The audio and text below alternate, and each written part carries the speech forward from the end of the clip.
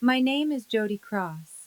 I'm 30 years old. I'm a crisis counselor in Austin, Texas. My job is to talk to strangers over the phone during the worst moments of their lives, when they've lost someone they love, when they don't see a reason to keep living. And last week, my mother called me in tears. The first time in my entire life I'd ever heard her cry. 2 years ago, I was the one calling my parents in tears.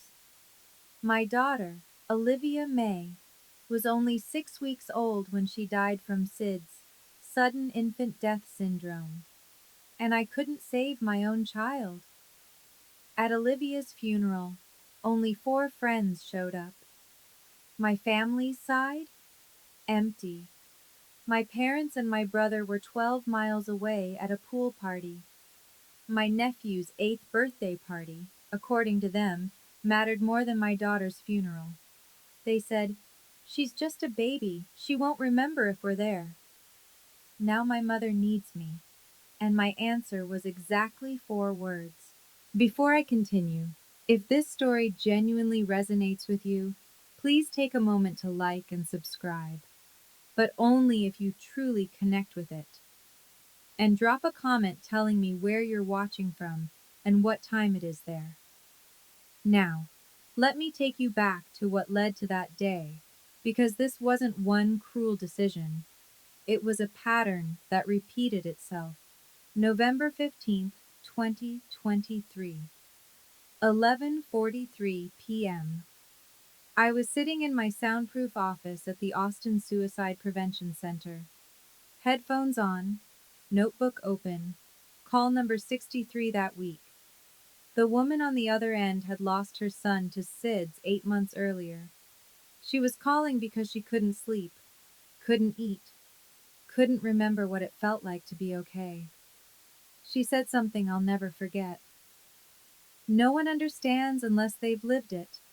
I gave her the script, the one I'd perfected over 6 years. "You're going to survive this.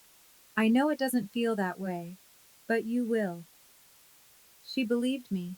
I believed me too. I hung up at 1 o'clock in the morning. 1 hour, 18 minutes. I logged it. Marked the outcome. Caller safe. Follow-up scheduled. I didn't know that 6 months later, I'd be calling that same hotline. Not to work. As a caller. Nathan and the proposal. I met Nathan in January 2023 at a bookstore on South Congress. He was a high school teacher. 32. Quiet. Kind in a way that felt rare. We dated for 8 months. I got pregnant in September. Unplanned. He proposed when I was 32 weeks along. We were sitting in my apartment, and he looked at me like I was the only thing that mattered. "I want this," he said. "I want us." We got married at the Travis County Courthouse on Valentine's Day, 2024. 2:15 p.m. ceremony. Total cost, $320. I invited my parents. They came. They stayed for 25 minutes, then left because my mother, Suzanne, had a charity luncheon. Before they walked out, my father, Randall, pulled me aside.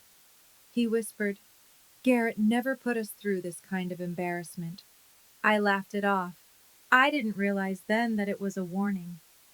Olivia arrives April 18th, 2024. 4:32 a.m. My water broke. Nathan drove me to St. David's Medical Center. Labor lasted 11 hours. Olivia was born at 3:51 p.m. 6 pounds, 3 ounces. She cried softly, and I cried harder. I called my parents immediately. My mother answered on the fourth ring. "Hi, sweetie." "Mom, I just had the baby. Olivia's here." Silence. Then, "Oh, congratulations. We'll visit tomorrow, honey. Your father and I need to be at Garrett's deal closing today. It's a big one. $2.3 million. I felt something twist in my chest. "Mom, I just gave birth to your first granddaughter." She paused. Austin Jr. is our first grandchild, Jody. This is our second. I held the phone for 3 more seconds before I hung up. The next day, I got a text. Congratulations again. Can you send photos? We're swamped with Garrett's celebration dinner. I looked at Olivia sleeping in the hospital bassinet. I took a photo. It would be one of only 4 pictures I'd ever have of my daughter. The first 6 weeks. I took unpaid maternity leave. The crisis center doesn't offer paid time off.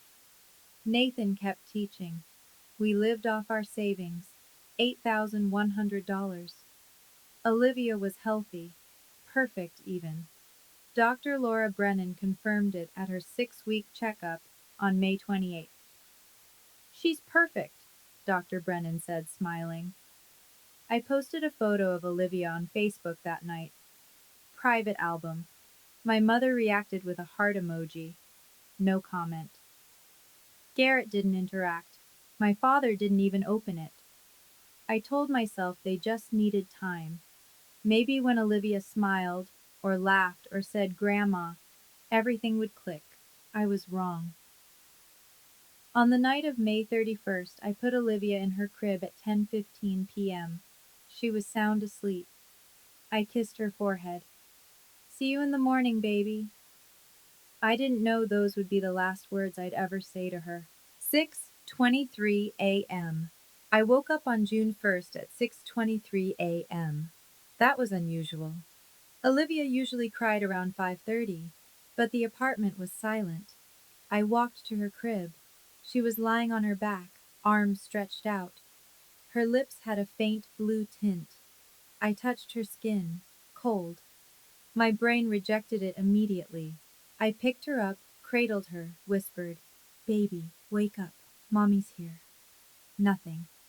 I've talked 180 people through loss. I know the stages. Denial, anger, bargaining. But when it's your child in your arms, cold, still, none of that knowledge means anything. The 911. Call. I dialed 911 at 6:26 a.m. The operator's name was Linda Voss. I know because I requested the recording later. My training kicked in. I didn't scream. I spoke clearly. My daughter isn't breathing. 6 weeks old. No pulse. I need paramedics. Linda walked me through CPR. 30 chest compressions. 2 breaths. Olivia's body was so small I only used 2 fingers. 4 minutes? 6 minutes. The paramedics knocked at 6:34 a.m. 8 minutes total. A man named Steve Callahan stepped inside. He looked at Olivia, then at me. I saw it in his eyes before he said a word.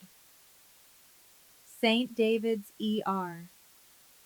I sat in the ER waiting room, hands still shaking. Nathan arrived at 8:10 a.m. I'd called him from the ambulance. We didn't hug, we just sat. At 7:51 a.m., Dr. Philip Sanderson came out. "I'm sorry, we did everything we could." I asked if I could hold her. He nodded. They gave me 30 minutes in a private room. I sat with Olivia in my lap and sang the song I'd sung to her every night. "You are my sunshine, my only sunshine." My voice cracked on, "You make me happy when skies are gray." When I walked out of the room, Nathan wasn't in the waiting area anymore. He was outside in the parking lot, on the phone. Through the glass doors, I could see him. He wasn't crying. He was just talking. The silence begins. We went home. The apartment still smelled like her. Baby lotion, formula. Nathan started packing a duffel bag. "Where are you going?" I asked. "I can't be here right now. Our daughter just died."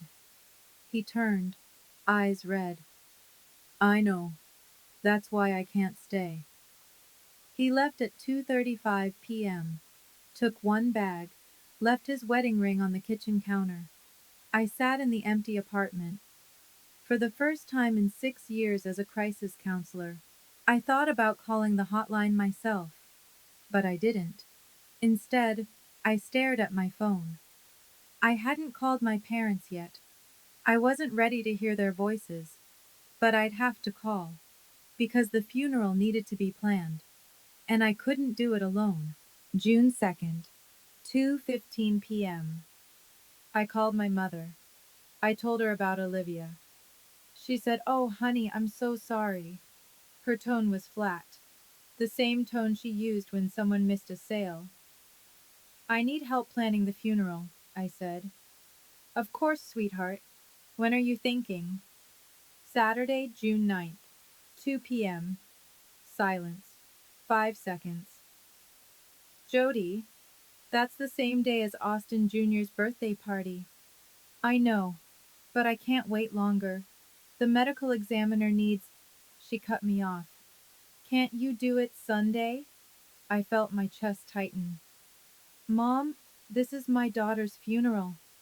Her voice shifted, colder. "Garrett spent $18,000 on this party, Jody. He's had it planned for 3 months. Can't the funeral home hold Olivia until next week?" I heard her say, "hold Olivia," like my daughter was a UPS package. I took a breath. I remembered my training. Don't react in emotion. Collect information first. I pressed record, the family group chat. At 6:43 p.m., I texted the family group chat. Cross family. Sayun. 4 members. My father Randall, my mother Suzanne, my brother Garrett, and me. I wrote, "Olivia's funeral will be June 9th, 2 p.m., Weed Corley Fish on North Lamar. I hope you can be there." 8 minutes passed. Garrett replied, "Jody, you know that's Austin Jr.'s party. We have 85 guests confirmed. Can you move it to Sunday?" My father reacted with a thumbs up to Garrett's message. My mother wrote, "Honey, we want to be there, but this is a big milestone for Austin Jr. He's expecting Grandma and Grandpa." I stared at the screen. Then Garrett sent another message. "Jody, I'm sorry, but your baby, she won't know we're there." I read that line 4 times. I didn't reply. I took a screenshot. I don't know why. It was just instinct. Funeral home alone. On June 3rd, I met with Alan Moss, the funeral director at Weed Corley Fish. He asked, "Will other family members join the planning?" "No, just me." He showed me casket options. I chose the white infant casket, $1,200. We went through flowers, service details, burial plot, total $5,830. Alan asked for a 50% deposit. I paid in full, credit card ending in 3391. He looked at me. "You don't have to do this alone, you know." "Yes," I said, "I do." When I signed the paperwork, my hand shook. Alan handed me a tissue. I didn't cry. I just stared at the number. $5,830. I remembered Garrett's wedding. My parents spent $95,000. For mine, $3,500. And now, for Olivia, zero. Nathan's final exit. On June 5th, Nathan texted, "I can't come to the funeral. I'm sorry. I'm staying with my brother in Houston. I need space." I called him. Voicemail. I left a message. "Olivia was your daughter, too." He never replied. On June 7th, I got an email from his lawyer. Divorce petition. Irreconcilable differences. We'd been married 3 months and 18 days. I sat at my laptop. I didn't cry. I just opened a blank document, and I started writing. Between June 4th and June 8th, my mother posted 6 updates on Facebook about Austin Jr.'s big day, photos of decorations. A custom tropical themed cake, $650. Hired performers, 2 magicians, 1 face painter. Total cost, $2,100. One caption read, "Can't wait to celebrate our special boy." I saw every post. Facebook made sure of it. We were family after all. I didn't react, but I took screenshots with timestamps. On June 6th at 11:23 a.m., she posted, "Countdown to Austin Jr.'s epic pool party. Grandma and Grandpa can't wait. Nothing beats celebrating life with the ones who matter most. Hashtag blessed grandma. Hashtag family first."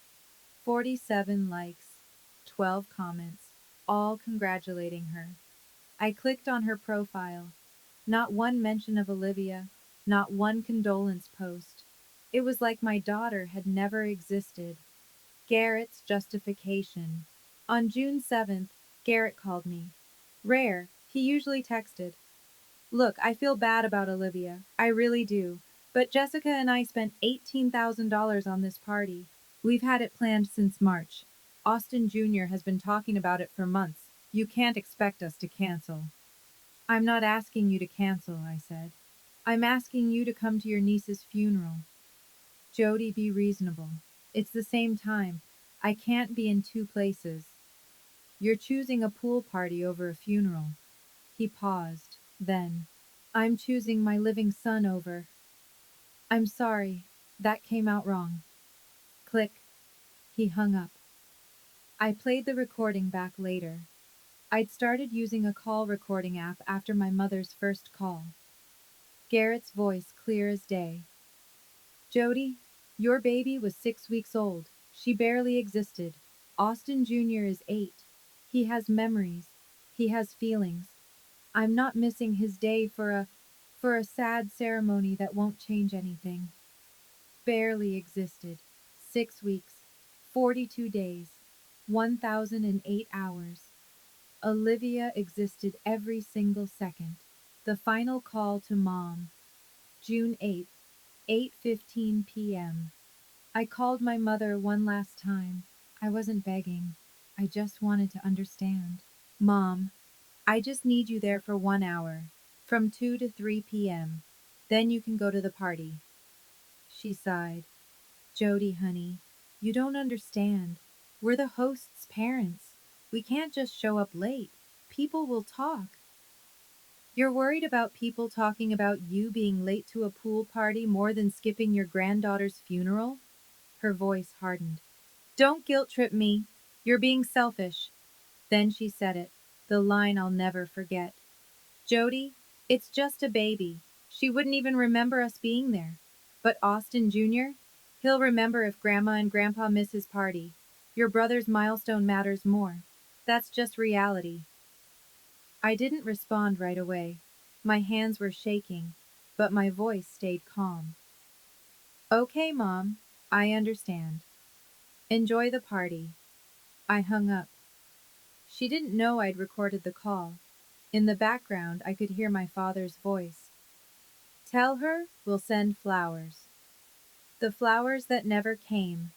June 9th, 6 a.m., the morning of the funeral. I checked my phone. No texts, no emails, no flowers delivered. My father had said they'd send flowers. Nothing came. I called the funeral home. Alan confirmed.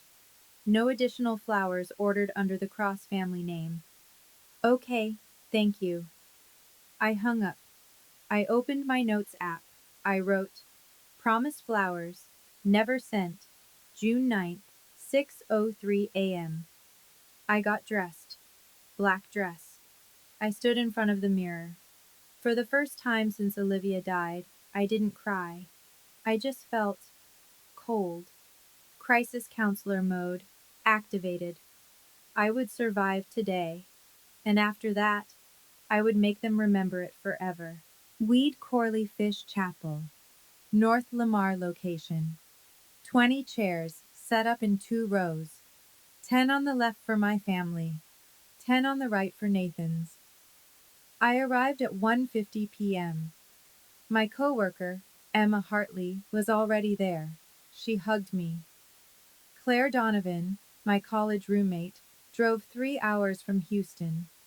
She arrived at 1:55. Dr. Laura Brennan, Olivia's pediatrician, came at 1:58. At exactly 2 p.m., Alan Moss stepped into the room. Would you like to wait a few more minutes? I looked at the 10 empty chairs on the left. No, let's begin. Alan nodded softly. Jody, I've done this for 22 years. The size of the crowd doesn't measure the size of the love. Your friends are here. That matters. I took my seat. The chair next to me, for Nathan, empty.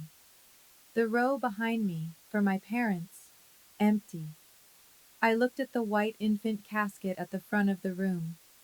Olivia was inside, wearing a white dress I'd bought that morning. Alone. 2:15 p.m. The service begins. Alan read Psalm 23. I didn't hear it. I just stared at the casket. I thought about Olivia's tiny hands. I thought about 42 days. I thought about the song I sang every night.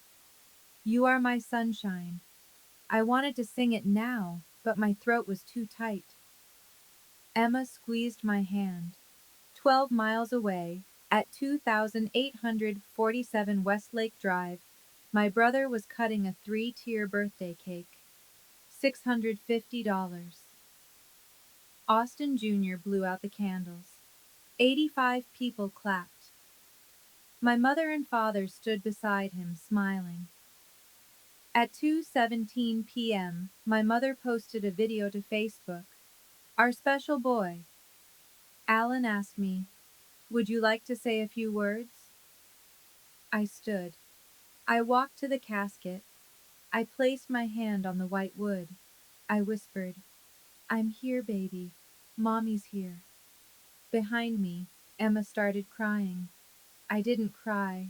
I just sang, softly. You are my sunshine, my only sunshine. My voice cracked on, you make me happy when skies are gray.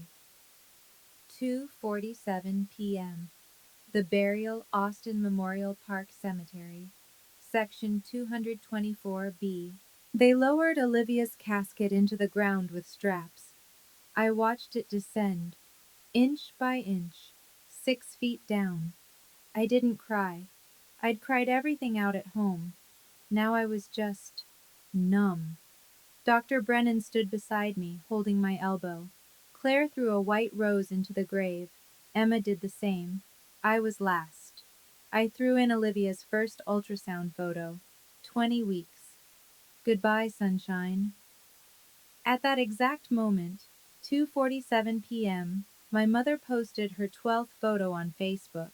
She was holding a champagne glass, standing by the infinity pool, smiling, sunglasses on. The caption, nothing beats celebrating life with the ones who matter. Hashtag blessed grandma. Hashtag family is everything.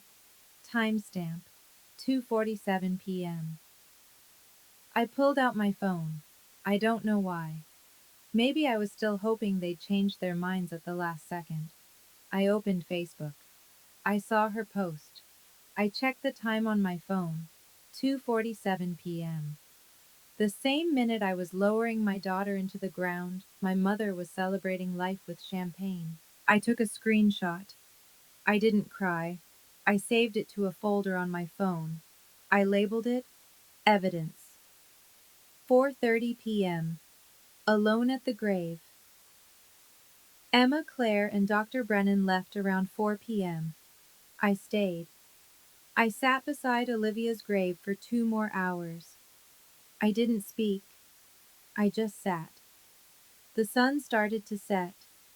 A groundskeeper named Miguel Torres approached. Ma'am, we're closing soon. You okay? I nodded. I just need 5 more minutes. Take your time. He walked away. I looked at the temporary marker. Olivia May Cross. Forever loved. I stood. I turned. I didn't look back. Because if I looked back, I wouldn't be able to leave. I drove home. 18 minutes. I arrived at my apartment at 5:10 p.m. I opened my phone. 3 missed calls. All from unknown numbers. 1 voicemail. I played it. My mother's voice. Cheerful. Light. Hi, honey. Hope the funeral went okay. We're exhausted from the party. Call us when you can. Love you.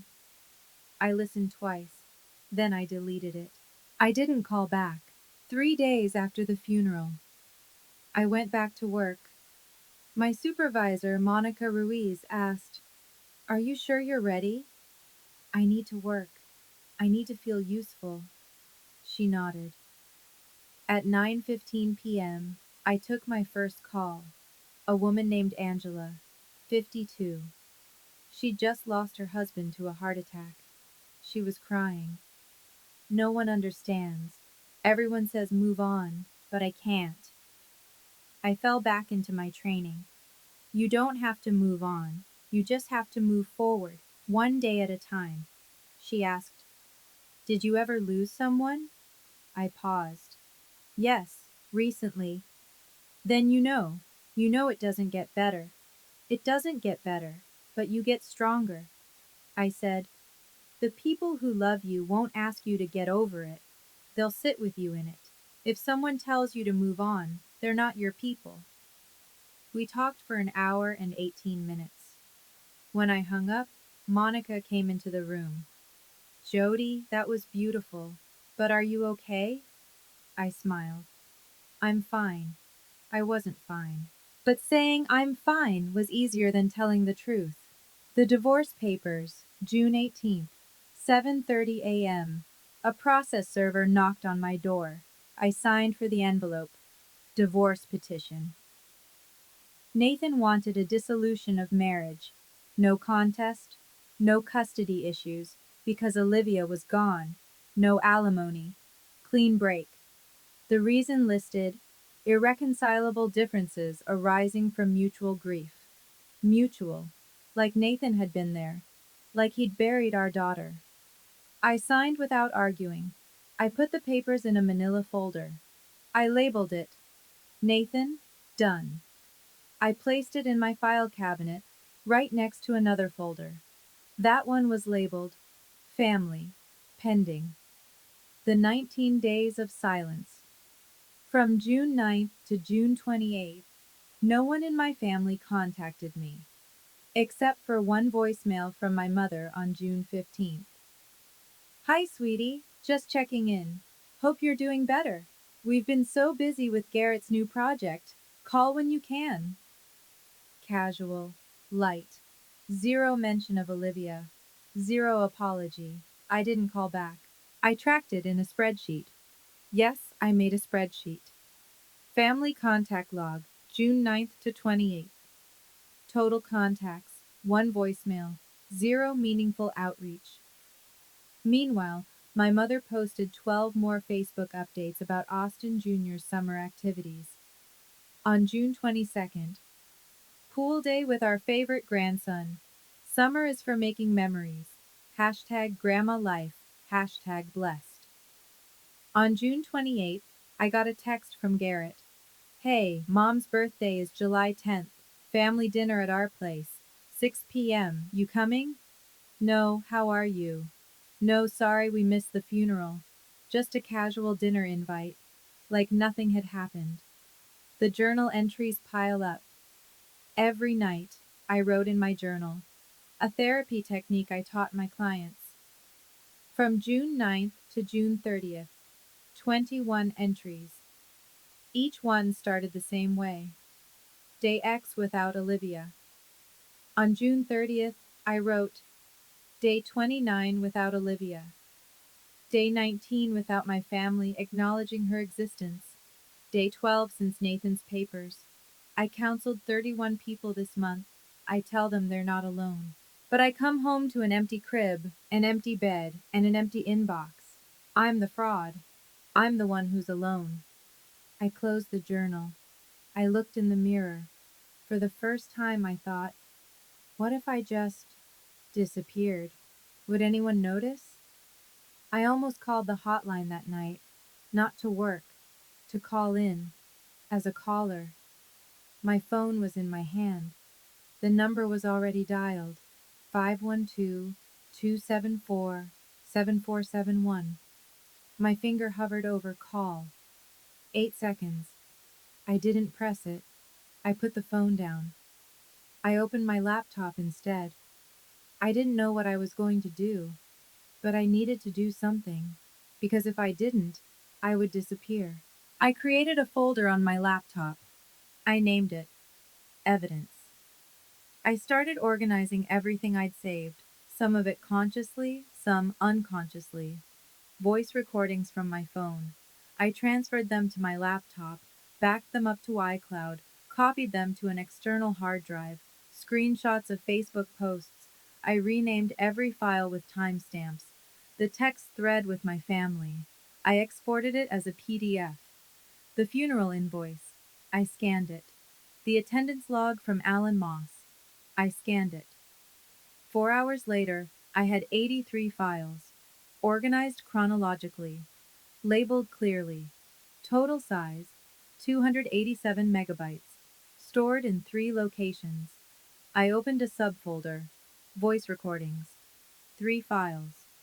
I clicked on the third one, mom_final_call.m4a. I listened. My mother's voice. It's just a baby. She wouldn't even remember us there. I played it 3 times. I didn't cry. I just wrote a note next to the file. Mirror line, use in climax. The timeline document. Over the next 4 days, July 2nd to July 5th, I created a 12-page document. I titled it, The 42 Days of Olivia May Cross, a chronological account. It included April 18th, birth, hospital, family's absence. April 19th to May 31st, 6 weeks of life, checkups, family's disinterest. June 1st, SIDS 911 call, death certificate. June 2nd to 8th, funeral planning, family's refusal, receipts. June 9th, funeral, 4 attendees, versus pool party, 85 guests, 47 photos. June 10th to 30th, silence, divorce, isolation. It wasn't emotional, it was just facts, dates, times, numbers, quotes with audio evidence cited. I formatted it like a case report, because that's how I was trained. One excerpt read, June 8th, 2024, 8:15 p.m. Final phone call to mother. Request. Attend funeral for 1 hour before proceeding to pool party. Response, recorded. It's just a baby. She wouldn't even remember us there. Your brother's milestone matters more. Funeral attendance. June 9th, 0 family members. Pool party attendance. June 9th, both parents, brother, sister-in-law, nephew, posted 47 photos during funeral hours, 2 to 4:52 p.m. I saved it as timeline_Olivia_cross.pdf, 3,891 words. I read it twice. For the first time since June 1st, I didn't feel powerless. I felt clear. I knew exactly what I would do next. I would write. The first draft, July 6th. I started writing. Not a journal, not event, a guide. When your family isn't there, navigating grief alone. Chapter 1. The myth of unconditional family love. I wrote about attachment theory, family dynamics, conditional love. 18 pages. Over the next 4 days, I wrote 4 more chapters. On July 11th, I stopped. I realized this guide was too clinical. It needed a story. It needed truth. I deleted everything. I started again. This time, the opening line was different. My name is Jody Cross. I'm a crisis counselor. I've talked 180 people through the worst moments of their lives, but I couldn't talk my own family into attending my daughter's funeral. I wrote for 6 hours straight. When I stopped, the sun was coming up. I had 31 pages. I read them. For the first time since Olivia died, I cried. Not because it hurt, but because I finally had a voice, the title reveal. July 15th, 11:58 p.m. I finished the manuscript. 87 pages, 31,204 words. I needed a title. When Your Family Isn't There sounded like a self-help book. I wanted something personal, honest, raw. I wrote a list of 10 potential titles. I crossed out 9. I chose She Wouldn't Remember, a crisis counselor's journey through grief, abandonment, and finding my voice when my family chose silence. I stared at it for 5 minutes. I knew this would hurt them. I also knew it would heal me. I didn't send it to my family. I didn't need their permission. I just needed a publisher. I knew exactly who to contact. Emma Hartley's sister, Rachel, was a literary agent in New York. I sent Rachel an email at 12:03 a.m., July 16th. Subject line: Manuscript submission, when a crisis counselor becomes the crisis. I attached the file. I pressed send. July 10th, 6 p.m. I almost didn't go to my mother's birthday dinner, but I decided to face them. Garrett's house, 2847 Westlake Drive. My mother opened the door. Oh, honey, we've missed you. Fake warmth, fake smile. Inside, fancy catering. $850 worth of food. Guests.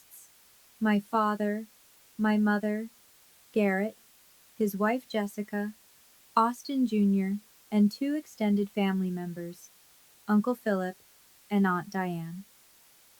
Conversations started light. Work, weather, Austin Jr.'s baseball team. At 6:35 p.m., my mother cleared her throat. Jody, we need to talk about your attitude lately. I looked up. My attitude? My father leaned forward. You've been distant. You didn't even congratulate your mother on her Facebook posts. My mother added, Honey, we understand you're grieving, but it's been over a month. You need to move forward. This sadness, it's affecting the whole family. I looked around the table.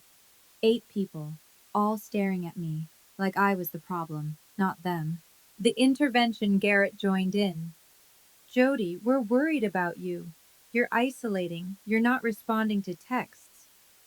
You sent me one text in 30 days to invite me here. See, this is what we mean.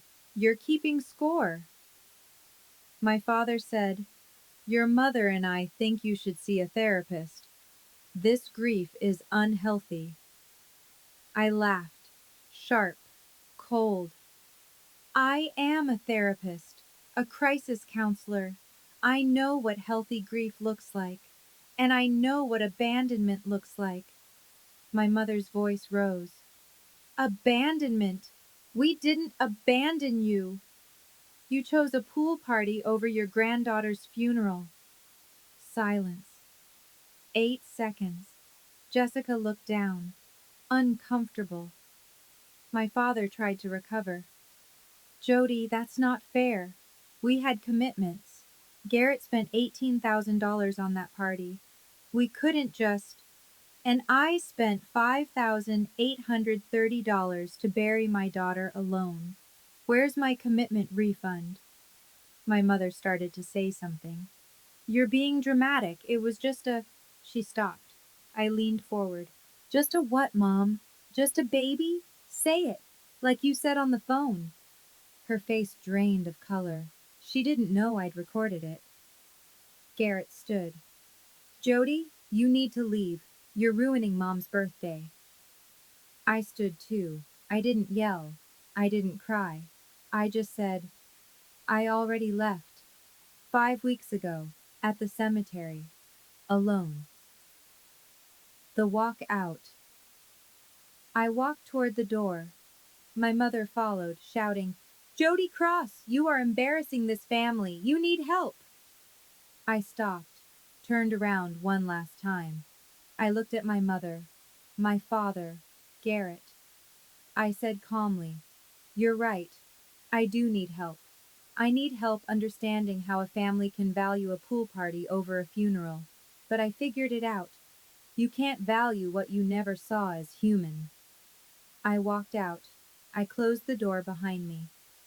6:47 p.m.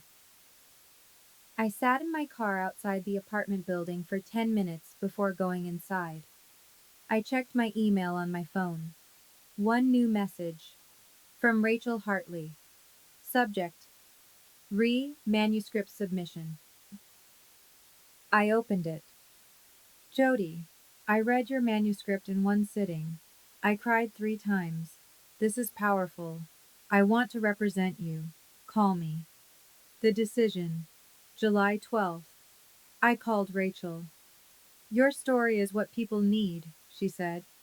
Grief, family dysfunction, the myth of unconditional love. I have 3 publishers in mind. It's going to hurt my family. Is that why you wrote it? I paused. No. I wrote it because 180 people called me for help, and no one helped me. I wrote it so the next person who buries their child alone knows they're not crazy. Then that's your answer. I'll send it out Monday. I agreed. I hung up. I looked at the manuscript file on my laptop. 31,204 words. I thought about Olivia. I thought about the 4 people at her funeral. I thought about 47 Facebook photos. I clicked Send to Rachel Hartley. Done. On July 20th, Rachel called. Bidding war. 2 publishers. Offers. $75,000 from HarperCollins. $95,000 from Simon & Schuster. What do you want to do? Rachel asked. Whoever can publish fastest. Simon & Schuster. 4 months, November release. Do it. November 3rd, 2024. She wouldn't remember hit bookstores. I didn't do a big launch.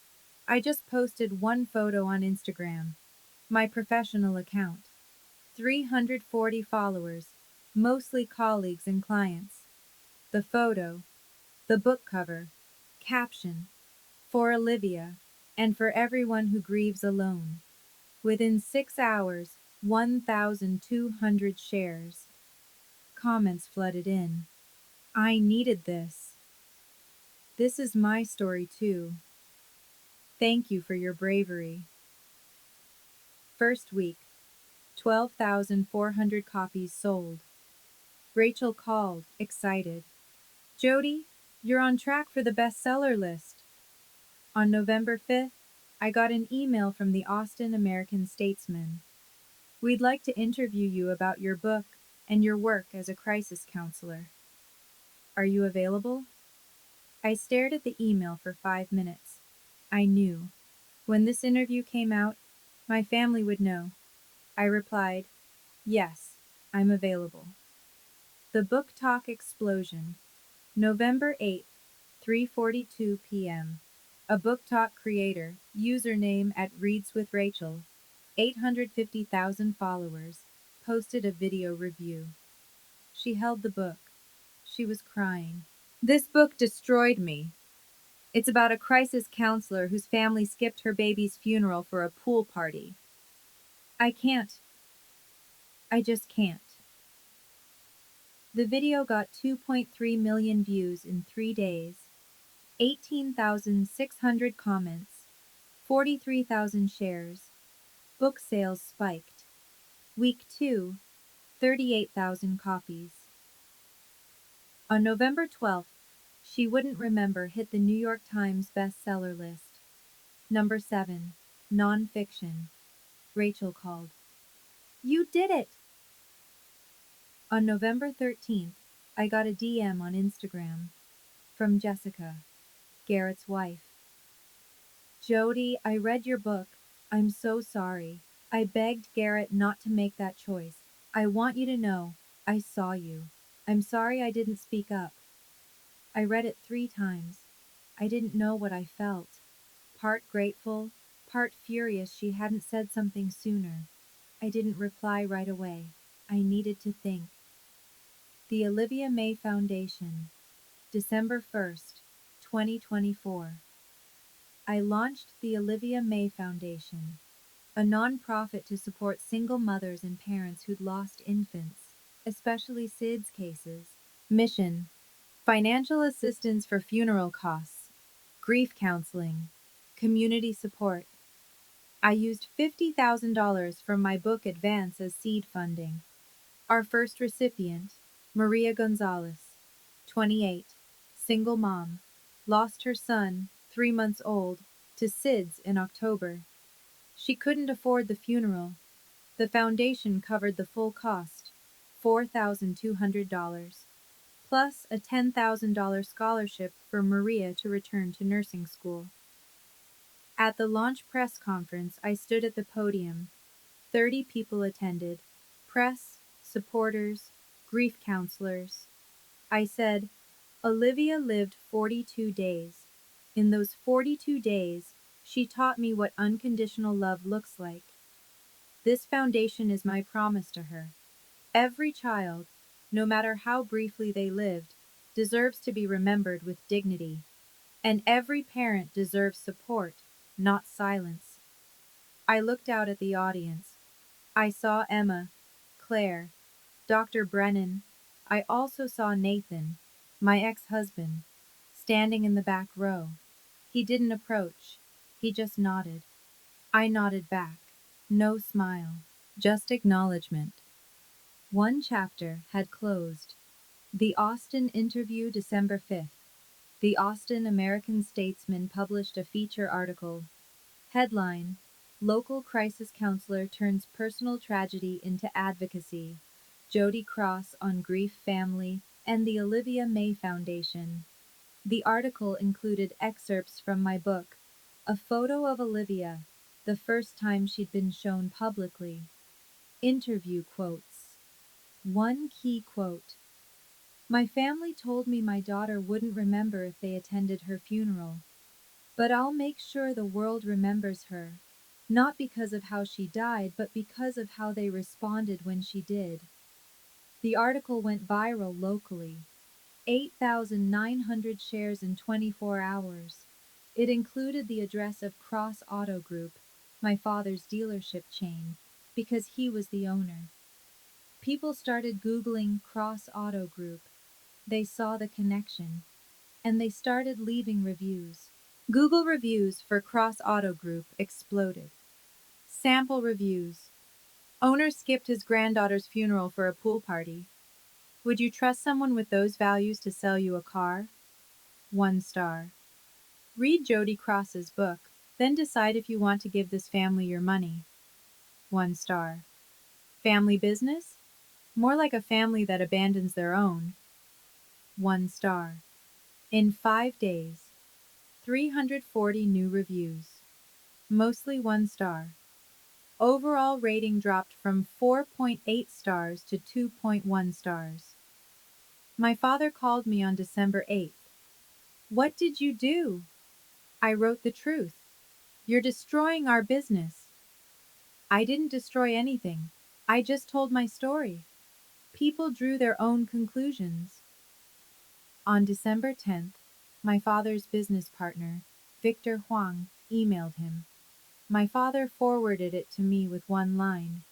Are you happy now? Victor's email. Given recent public perception issues, I'm withdrawing from our partnership agreement. Best of luck. The deal was worth $1.2 million. I didn't reply. Garrett's PR crisis. Garrett worked at a tech company called Innovate Solutions. Mid-size, 200 employees, values-driven culture.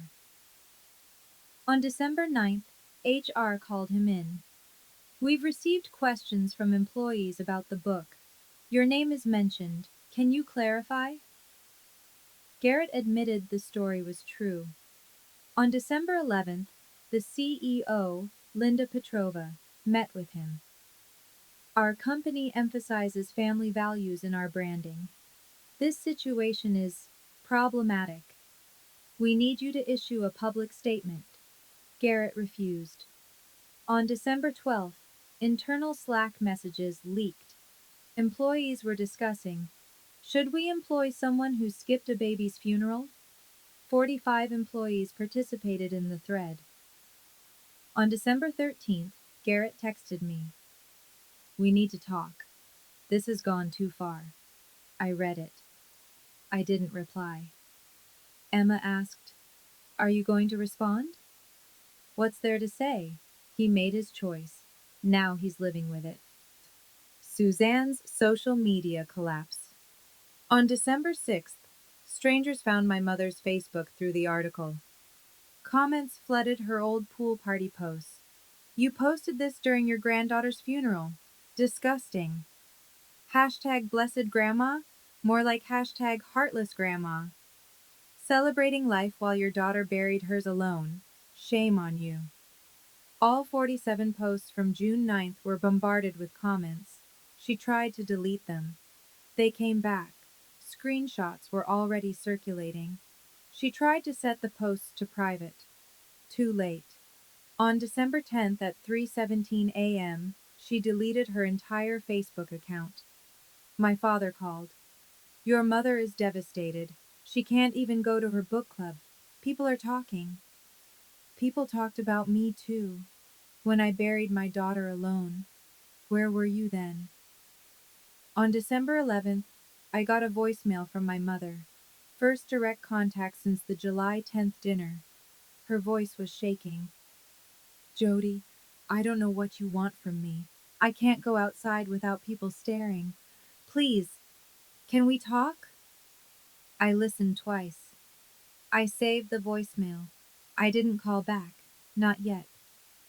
Jessica's private apology. December 14th, 10:30 a.m. Jessica requested to meet me. Coffee shop. Neutral ground. Epoch Coffee on West 29th Street. She arrived, visibly anxious. I read your book. I'm so sorry, Jody. I begged Garrett not to make you choose. I told him we should go to the funeral first.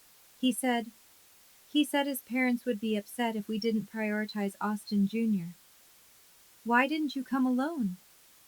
I was afraid. Of Garrett. Of his parents. I know that's not an excuse. She cried. I didn't hug her. I just nodded. I'm separating from family events, she said. I told Garrett, until he apologizes to you, I'm out. Will you ever forgive us? She asked. I paused for a long time. Jessica, I don't know, but I appreciate you being here. That's more than they've done. She nodded. She left. I sat there for another 10 minutes. I thought, one person chose accountability, the other three, still choosing pride. My father texted, your mother wants to see you. Family lunch, December 22nd, our house. Please come. We need to talk. I didn't reply right away. On December 21st, my mother called. First call since the voicemail on December 11th. I answered. Jody, please. Let's sit down like adults. This has gotten out of hand. What's gotten out of hand? My grief. Or your consequences. People are attacking us. Your father's business is suffering. Garrett might lose his job. This isn't what you wanted, is it? What I wanted was my family at my daughter's funeral. What I got was 47 Facebook posts. Silence. Then she said, Jody, please, let's move past this, for family. I took a breath. You told me Olivia wouldn't remember if you were there. Pause. You were right. Pause. But the world will remember you weren't. 8 seconds of silence. And unlike Olivia, Mom, the world doesn't forget. She whispered. That's cruel. No, cruel was choosing a pool party. This is just memory. Will you come to lunch? No, I don't think I will. I hung up. I didn't block her number, but I didn't answer the next time she called either. I'd said everything I needed to say. Christmas alone, but not lonely, December 25th, 2024. The first Christmas without Olivia. I didn't go to my family's house, obviously. But I didn't sit at home crying either. I volunteered at the Austin Grief Support Center. I facilitated a group session for 8 people who'd lost loved ones during the year, 10 a.m. to 12 p.m. A man named David, 41, lost his wife to cancer in September, said, I read your book. It helped me realize I'm not weak for struggling. You're not weak. You're human. After the session, I went to Emma's house for dinner with her family. It was the first time I'd celebrated a holiday with my chosen family. When I got home at 9:30 p.m., I checked my phone. One text from Nathan. Merry Christmas, Jody. I'm sorry for everything. I hope you're okay. I looked at the message. I didn't reply, but I didn't delete it either. I just acknowledged it. A piece of the past had spoken, but the past didn't define me anymore. The #1 bestseller and Foundation Impact, January 10th, 2025. She Wouldn't Remember hit #1 on the New York Times bestseller list. Nonfiction. Rachel called, ecstatic. You did it, Jody. #1. I didn't scream. I just whispered, Olivia, we did it. By January 10th, the book had sold 127,000 copies. Foundation Impact by January 2025. 12 families helped with funeral costs. $63,000 distributed. 3 scholarships for parents returning to school. Partnerships with 8 hospitals offering free grief counseling. I hired a part-time coordinator, Angela, the woman from my first call back at work in June. She said, You saved my life on that phone call. Now I get to help you save others. This is full circle, Jody. On January 15th, I received a letter in the mail, handwritten, postmarked Austin, no return address. I opened it. It was from my father, 2 pages, the letter from Dad. The letter said, Jody, I don't know if you'll read this, but I need to say it. I was wrong. I prioritized the wrong things. I told myself Garrett's success mattered more because it was visible. Your grief was invisible to me. I'm sorry. I don't expect forgiveness. I don't deserve it. But I want you to know. I see it now. I see what we did to you. Your mother is struggling. She won't admit it, but she cries at night. She knows. We both know. I'm proud of your book. I'm proud of the foundation. I'm ashamed I wasn't there for Olivia. Or you. I love you. I always have. I just showed it terribly. Dad. I read it 3 times. I didn't cry. I folded the letter. I put it in a desk drawer. I didn't reply. Not yet. Maybe not ever. But I kept it. That night I wrote in my journal. Entry 287. Dad wrote. He apologized. It doesn't undo what happened, but it's something. I don't know if I'll forgive them. I don't even know what forgiveness looks like here. But I know this. I don't need their validation anymore. I have Olivia's memory. I have my work. I have my voice. That's enough. Olivia's headstone and Jody's new beginning. February 9th, 2025. 8 months since Olivia died. The permanent headstone was installed. I went to the cemetery at 9 a.m. Emma came with me. The headstone was white marble, simple, beautiful. The inscription read, Olivia May Cross, April 18th to June 1st, 2024. You are my sunshine, forever loved, forever remembered. I placed yellow roses on the grave, the color of the ducks on Olivia's onesie. I sat for 20 minutes. I didn't cry, I just talked to her. I kept my promise, baby. The world knows you. They'll never forget you. My life had changed. I'd been promoted to Director of Crisis Services at the Austin Suicide Prevention Center, January 2025. Leadership role, salary increase.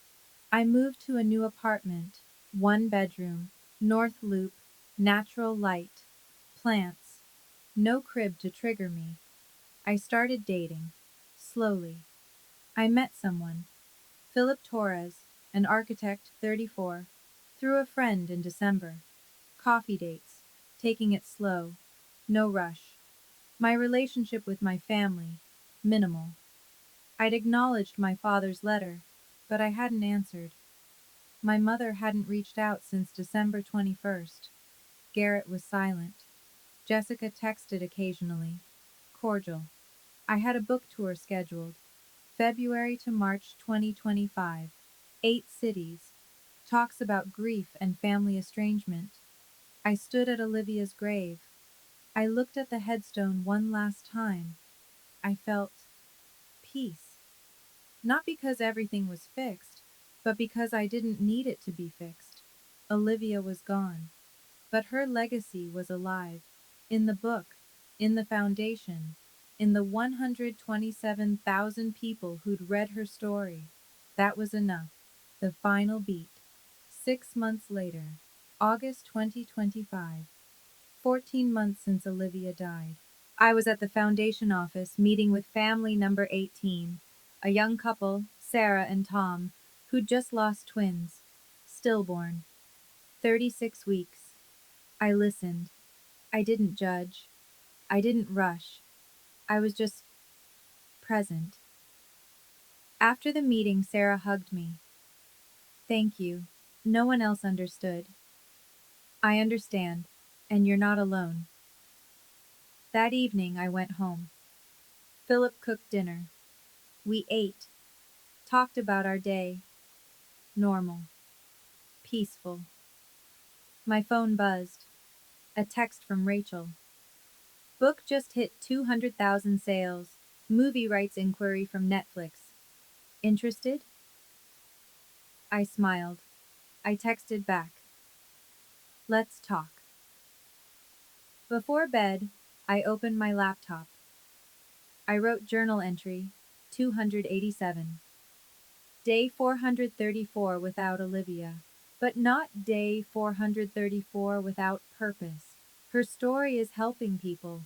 The foundation is growing. I'm okay. Not healed, but okay. And that's more than I thought possible on June 1st, 2024. I closed the laptop. I looked at the photo on my nightstand. The only one I had of Olivia. The ultrasound at 20 weeks. I whispered, "Good night, sunshine." I turned off the light. My family told me Olivia was just a baby, that she wouldn't remember if they were there.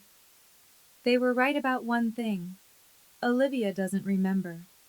But I do. The world does. And every family I help through the foundation does. They wanted me to forget. Instead, I made sure no one ever could. The Olivia May Foundation has helped 24 families as of February 2026. To learn more or donate, visit oliviamayfoundation.org. In memory of all the babies who left too soon, and all the parents who grieve alone.